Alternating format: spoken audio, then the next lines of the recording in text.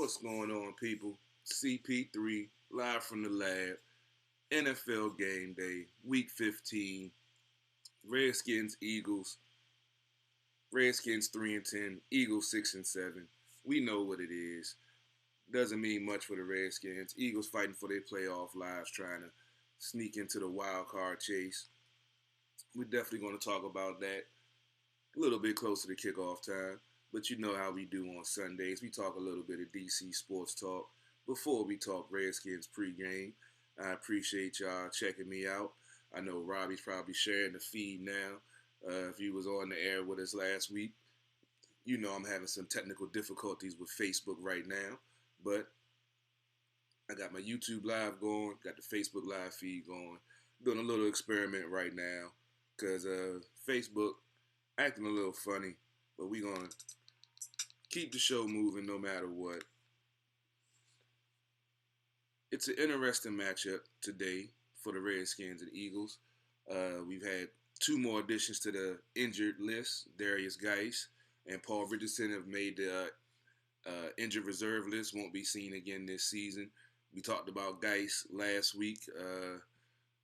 The injury-prone tag, I'm not sure if it's justified, but 3 injuries in a little under 2 years. So let's just say I believe the Redskins will be probably drafting a running back next year in the draft. We got some folks tuning in. What's up, DC People's Champ? What's going on? What's up, Jeff? What's up, JD? What's up, Steve? Appreciate y'all checking me out. Any comments, any thoughts, any predictions for the game, feel free to chime in. I'm going to talk a little DC sports first, talk a little bit of Wizards, you know, their regular funk that they're in, 12th in the East, 7-17. Going to talk some Caps on the up note. They won yesterday. They're one of the hottest teams in the league, still number 1 in the league, and the Metro Division also. So we're going to talk about all that. But before we get into that, also go check out the website, SportsOTHP.com. Robbie has all of the Facebook Lives, YouTube Lives, shows, everything up to date. So if you missed anything from before, go back and check it out. You can check out my YouTube channel because I'm about to start pushing that more because, as I just mentioned, Facebook is, causing some issues right now with Sports on the Hill podcast, which I'm not really feeling right now. So we're going to try to push more on our YouTube channel. So make sure you go check it out. Carol Porter III with 3 eyes, or Sports on the Hill podcast YouTube channel. They're out there. Or Robbie Gross, his channel.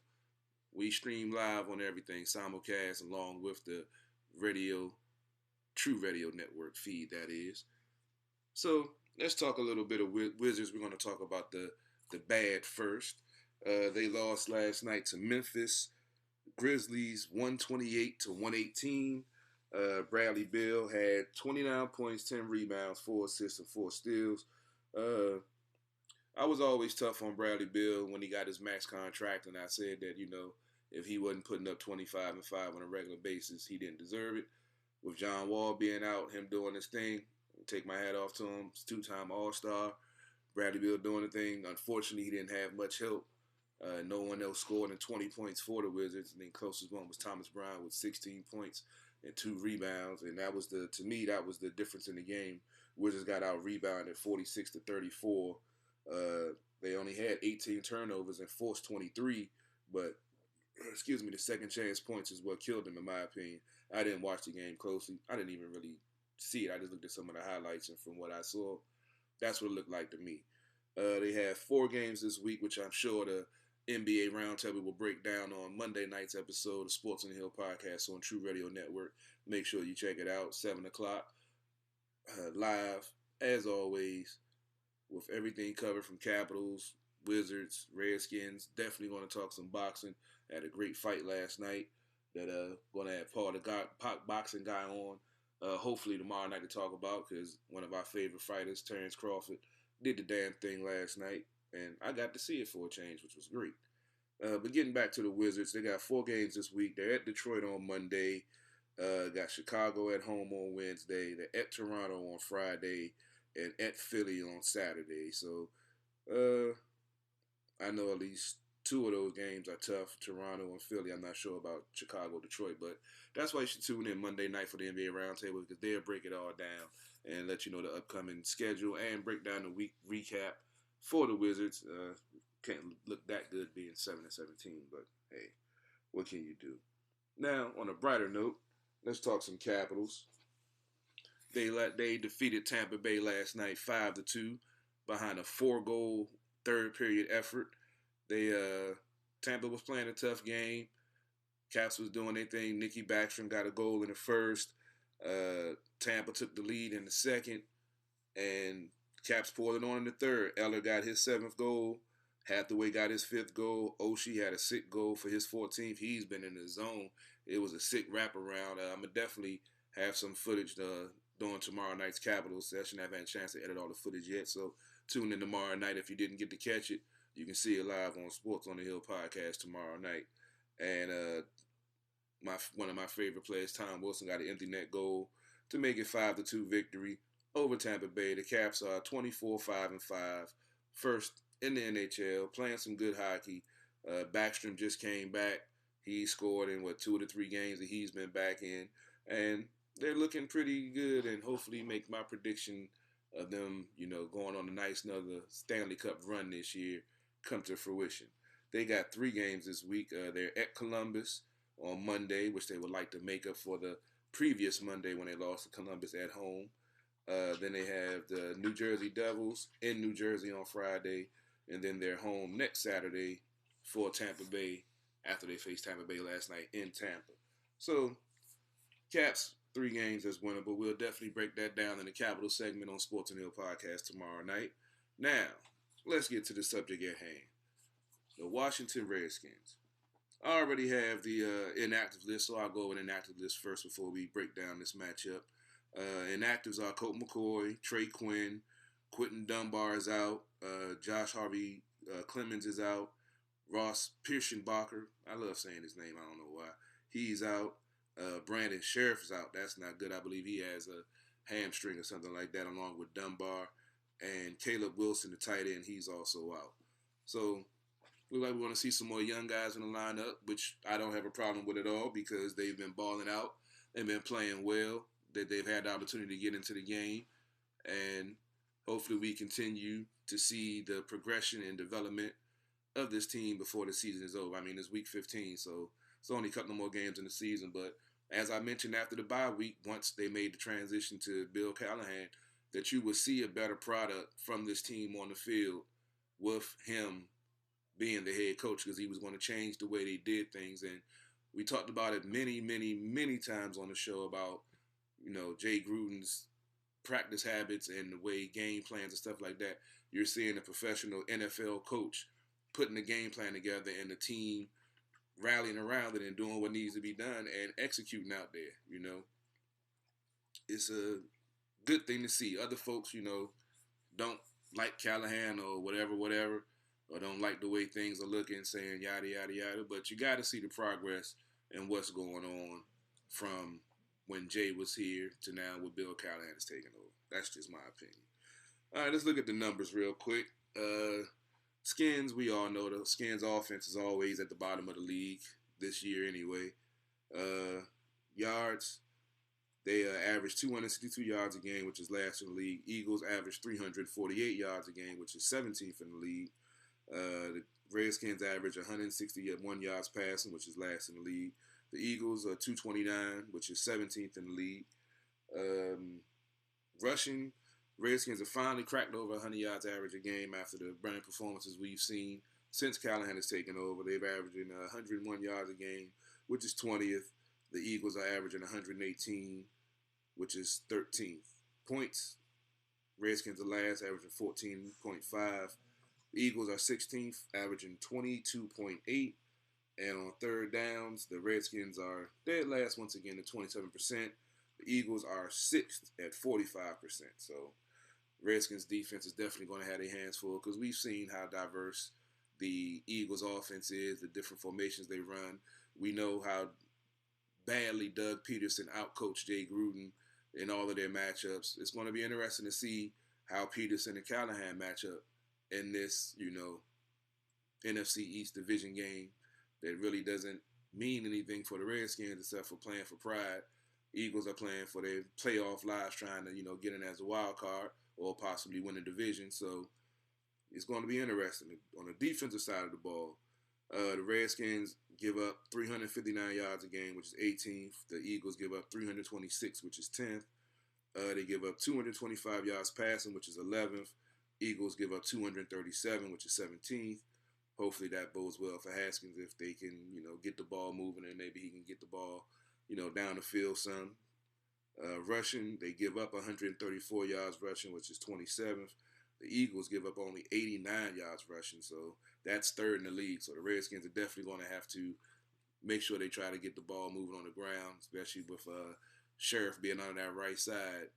Look like they're going to lean on that left side because Penn and Flowers have been pretty durable on that left side, and they've been running on that side. We talked about that last Monday with Duvenet. Points, Redskins give up 23 points a game, which is 19th. The Eagles give up 23, which is, they're both tied for 19th pretty much. 23.8, 23.2, pretty much the same. Third down conversions, Redskins give up 46%, which is 29th. They've actually moved up because they were giving up 51% at one point during the season. So it's still third from last, but hey, it's not last. And the Eagles give up 35% on third down, which is 8th. So we know the difficulties the Redskins offense has on third down, so they're going to have manageable third downs, 3rd and 2, 3rd and 3. Can't have these 3rd and 8s, 3rd and 9s. And that's not going to bode well, especially with, Haskins still developing and learning to read the plays and find the open receivers. And like I said, hopefully he starts to take what's given to him when you have players wide open in the flat close to the first down. There's no reason to try to force the ball, to make a bigger play when just take what's given to you and what's right there. I already spoke about Geis and Paul Richardson on the IR. All right, let's go ahead and get into the keys of victory. It's already 12:40. Kickoff is about 15, 20 minutes away. So let's go ahead and get into the keys of victory. I already mentioned run the ball. You got to try to control the time of possession and keep the ball out of the Eagles' hands. Their offense is very diverse. They got a lot of trick plays. They got a lot of, crazy formations. And Doug Peterson, we know what he can do with his offense. So nothing else needs to be said on that front. Let's see. Your time possession and give Haskins, help in the passing game. Running game is a young quarterback's best friend. If they can get the running game going, that can hopefully open up the play action game and can give him some more time because we know how the Eagles love to blitz and love to bring pressure with their front four because that's what they're known for.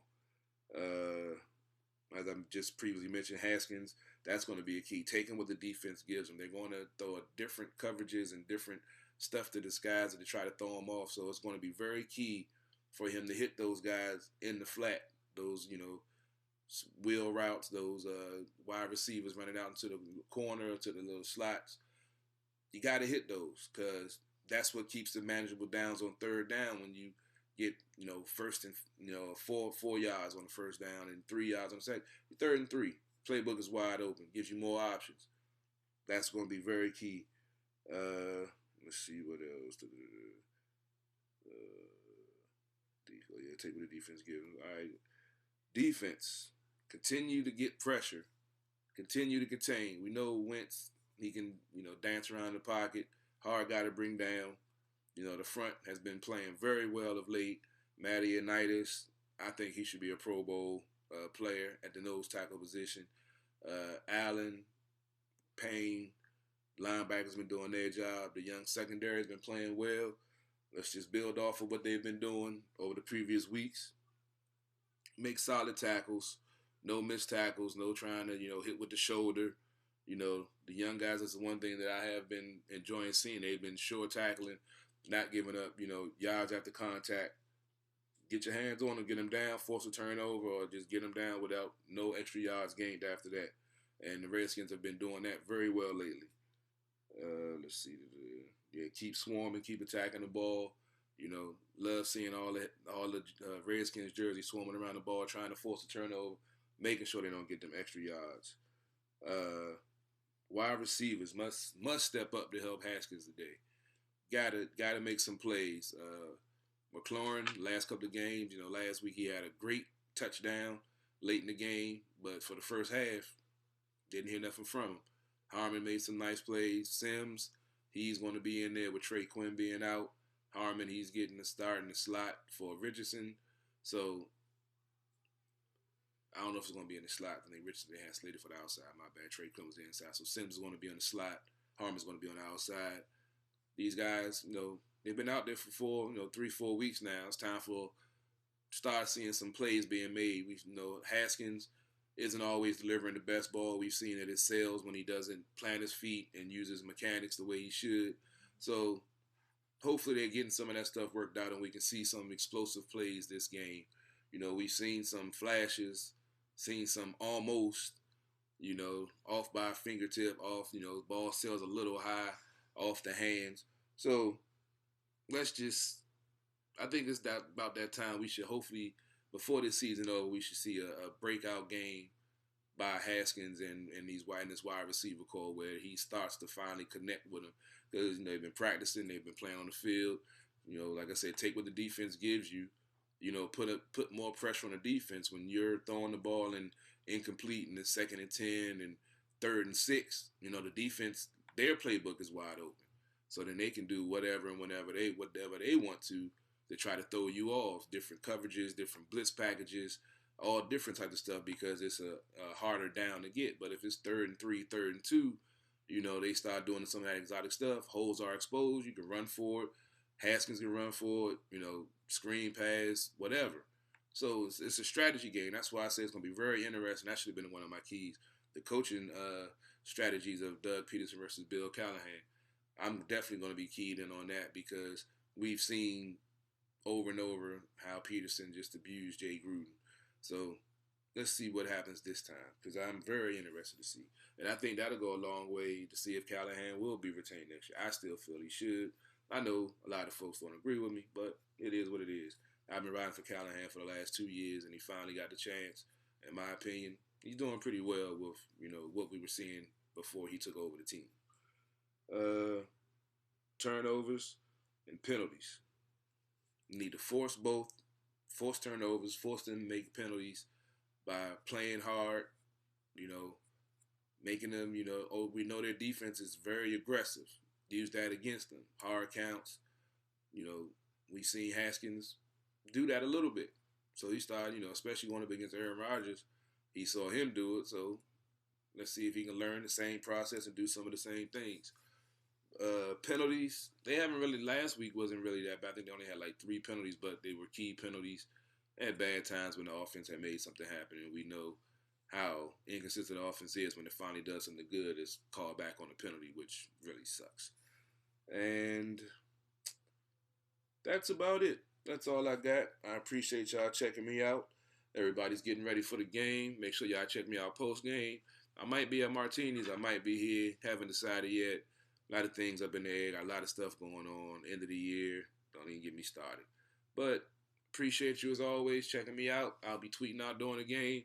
Feel free to comment on my post. That's what we're here for. We talk sports. We talk real sports. We don't do that anonymous source, rumor mill stuff. I don't bring up any of that, whatever excess talk that they're talking about. If it's not football related, not about on the field, we're not going to talk about it unless it's relevant to Redskins Nation. So I'm getting ready to get out of here.